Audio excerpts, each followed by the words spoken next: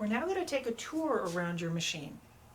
We're going to start with the front side right here and then move around to the back. Just to point out your little icons that are on your machine right here, this particular one is your external needle up, needle down button. This is your pattern begin button. Your tie off, the straight up and down knot. Your pattern end. This slider is actually your speed control. It is kind of a governor.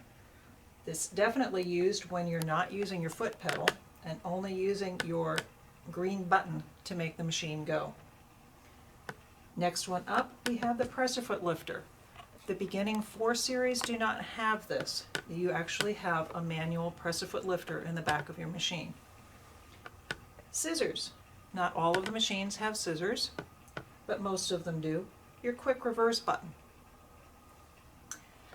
Your throat plate. Your bobbin area. Wonderful big screen. We'll go through all the parts and pieces of that in a little bit. Your stitch width and your stitch length button. Your needle position button.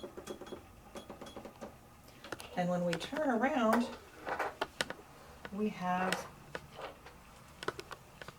more areas here.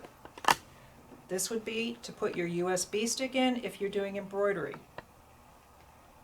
If you are doing embroidery and you're sending your designs directly from your computer, this is where you would plug that port in. Plugging in your foot pedal. Dropping your feed dogs. When the button is in like this, that means the feed dogs are down. When you push it and it comes out flush to the machine, that means the feed dogs are going to come up when you take your first stitch. Let's go around this side. This is that spot where that screwdriver that you probably won't ever use much, that's where that goes in. When you look around back, the machines that have the dual feed do not have a regular presser foot lifter.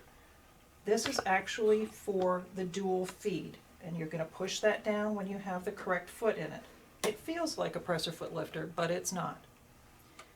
Back here we have the button or the area where you put your stitch regulator, your Bernina stitch regulator. You plug it into here.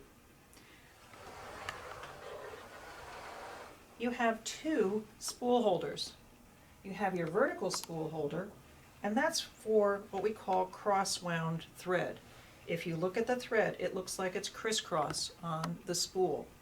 That goes on your horizontal spool pin. If you have what's called stacked thread, if you notice this one, all of the threads are lining up right next to each other. That goes on your vertical spool pin, like that. Please don't ever store thread on your machine that is not actually threaded in the machine. There's a very good chance if you stored something here that the friction in your hand wheel is going to pull that thread right into your hand wheel and you won't know it. So don't keep anything on here that's not threaded to your machine. On the top of the machine, you have a tension disc that is only used when you're winding your bobbin. This little one right here, this is only used when you're not using your spool pin here if you have an external spool holder. If you have a spool that's too big that doesn't fit on your machine, you'd come up, put it through here, and then start going the rest of the way down the machine.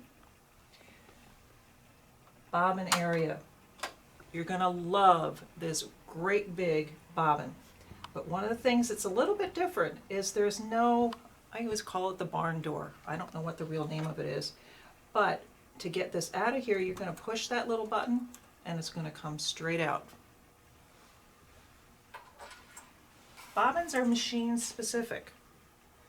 4, 5, and 7 series machines use this bobbin. It's actually nice and big, it's really thick.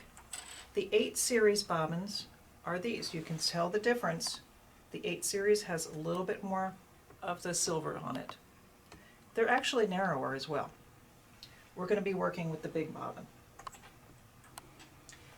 To wind your bobbin, we're going to there's only one way it actually fits on the bobbin winder, and that's with the silver going down. Push that in so that it clicks. We're going to put our thread on the machine, and I like using the medium spool pin for most things. You go behind the first seam guide right here, or the thread guide right here.